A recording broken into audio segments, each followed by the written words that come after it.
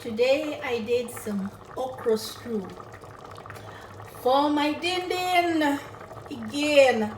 In my okra stew I have palm oil. Then I put the spinach to pre-cook. The okra I cook it separately.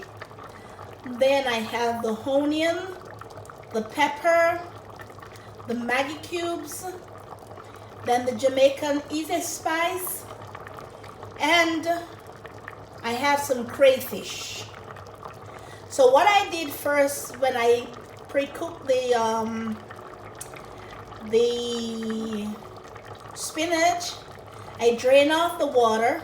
I use that same water to cook my okra, and then I put those aside. Then I did my onions, very small, chopped up, and small dice. And then I put the hot pepper with it, and then I sweeten it a bit in the palm oil. And then afterward, I put everything together with my okra in the same water. And then I put in my spinach. Then I season it up to taste.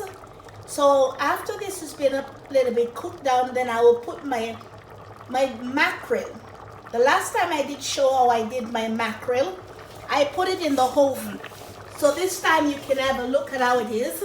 I put it in the oven to dry. This is an African method. So it would dry out some of the water out of it. And then this can be eaten with what they call pounded yam or simol. That's like a cornmeal, but it's not the cornmeal that we use in Jamaica or so. It's a very I would have to show. It's a very smooth one. They call it simol, and I suppose this can eat with rice if I would have choose to eat it with rice. But I don't think the Africans eat it with rice. I'm not sure. But I did that today in my DINN. Today is my DINN day again, and I did it like that so that we can see that we can use different things to make our kitchen a little bit different. This is the palm oil. I think many knows the palm oil, right?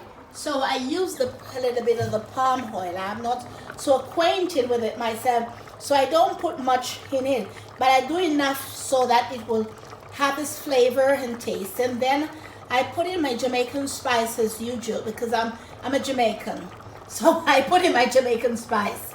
And then after this is a bit, we call simmer down, I'll take the bones out of the mackerel, and then I will add them to it. But so that the mackerel doesn't break up in too many pieces. This was one of the methods, I suppose, that's the reason why they put the mackerel to dry. And one can use a little piece of meat also inside of it. But I am using mackerel from about 2 weeks now, mostly to do a lot of stuff. So, you know, one has to watch one weight. And this I will have this evening for my DINN. When my Lord comes home, then we will have this together. Once again, I'm just showing a little bit of how creative we Jamaicans can also be, and even Africans can turn over a little bit to some Jamaican dishes sometimes. You don't have to, you can go to every country and choose a dish from that country and prepare it so that your children also and your husbands, even men, your wives, can enjoy.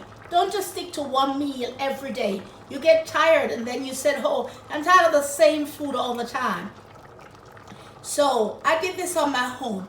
My Lord is not at home, so I did this completely on my own. I'll send him the video so that he can see it. Sometimes it's good, isn't it? The Lord is good. Amen. This is my DINN kitchen once again. And thank you all for tuning in and watching with me. I didn't prepare everything because normally I do mise en place. That means preparing everything in different plates so everybody could see it. But my phone was on charge.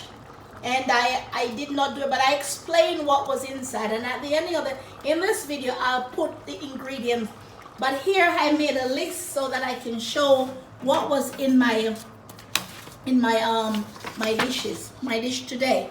So as you can see, I have okra, then I have palm oil, dry fish, that's the mackerel that I've dried, crayfish that's can be bought in most of the African shop, that's the crayfish that we catch from, and they put it to dry, salt and pepper to taste.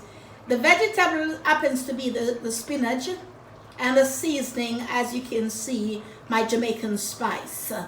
So thank you all my friend once again. This is my DINN kitchen. I keep on repeating it, and this is how I do this evening dishes. This will be served with simole. I will be taking mine with rice. So God bless you all for watching, and as I always say, may the grace of God keeps you.